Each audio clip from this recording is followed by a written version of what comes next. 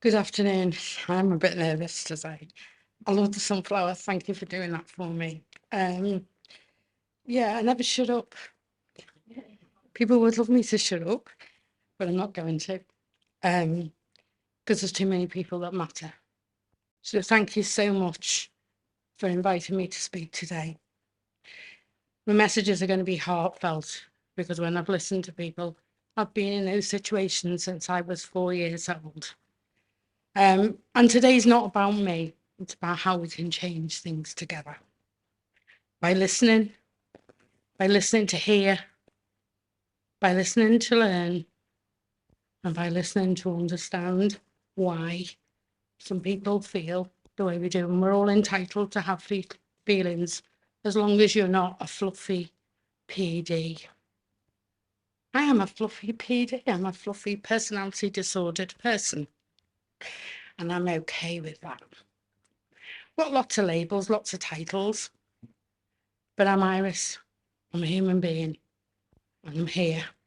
And I'm looking around the room, and there's some people that I know have been on my journey with me for a long time. So I found writing this, one of the hardest things I've ever had to do. And in my role as a former patient and service user cared for by Merseyside NHS Trust before it was Merseyside, and I will look young, guys. It's the wig. It helps. Okay, and I laugh about myself. Please laugh with me, don't laugh at me. Because one of my multi-personalities might just pop up and it might not be very useful. So, and I live with that stigma and that misconception and those inequalities that those labels bring to people like me. I'm a 65-year-old rebel and I'm not going to shut up. 2 strokes haven't stopped me. You know, people say, have I got God? No, I haven't. He doesn't want me. He threw me back 4 times, and I'm not being disrespectful, but I want to lighten this very special day because we're here to remember people that didn't get the care they need, weren't understood. And I hope today some of the things, and I've lost 3 friends with the Lived Experience Network across the country, people I've known that took their own lives because they shared their experiences and felt used and not valued. So I'm going to stand up here and say thank you to all those people here that have shared their experiences. And guess what? You've all got lived experience. You're all human beings. Okay. So I began to realise after my colleague, Wayne, took his own life, and I was the last person to speak with him, and I begged him.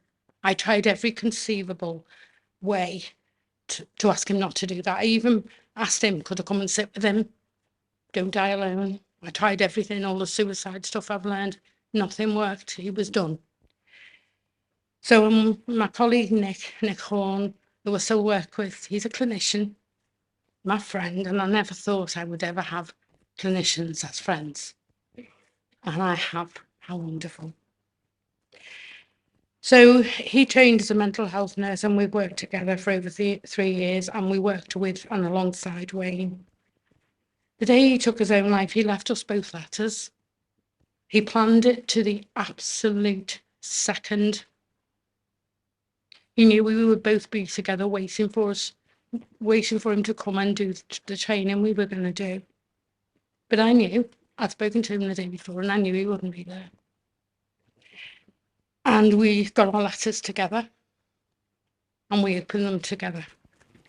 And one of the paragraphs, because I'm not going to read you the letter, but he wrote, the stigma and the judgments people made of him were worse than his mental health illness. How dreadful. How absolutely awful. He was a human being and had a similar sort of background to mine. I was abused from the age of 4 till my adolescent years by my mum and her many men and women friends in a paedophile ring in the late 50s, early 60s. That's the trauma we talk about.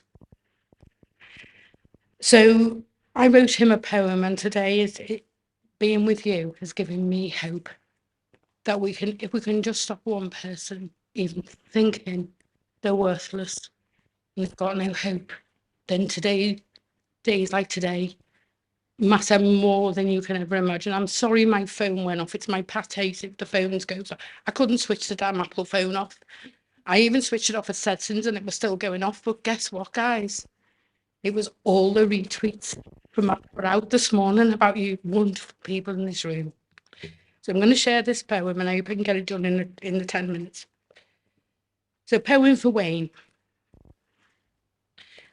Remember when it rained? It rained the day you left us. Sadly gone, no matter how hard we tried. You were done with trying. You lost hope, but you gave other people hope. But we couldn't give you hope. The things would be different. Your belief had gone. Then tears falling silently like rain as you painfully left us that Wednesday, October day. We tried, but I knew that rainy afternoon you were done. As I think of you, as others do, we carry on the work that mattered so much to you. We had so much in common, same but different, but hurt and abused. The same blame, misconceptions and judgments of others we struggle with every day. But you were done. We carry on without you. It matters to us that we made the promise never to give up. Together with others, you made a difference. Together we will carry on the work you asked us to challenge those cultures and attitudes that still exist, even today, as I speak. Those misconceptions and the words that hurt us all so much, our families too. It rained the day you found peace. Tears rained as we silently said goodbye to you that Wednesday afternoon. You were quiet but peaceful in your voice. You were simply done. You will never be forgotten by those who truly cared and understood the reasons why. The work carries on, even though it's hard, and when it rains, we think of you and why the work we do matters to us, because it mattered so much to you. We are the same but different. And so I want you to remember today, always remember that no matter how useless you feel, you're someone's reason to smile. So carry on smiling. I know I'm not, but I'm okay. And it's okay to say you're not okay. It's okay to talk. And we'll be there for you. And I'm not going anywhere.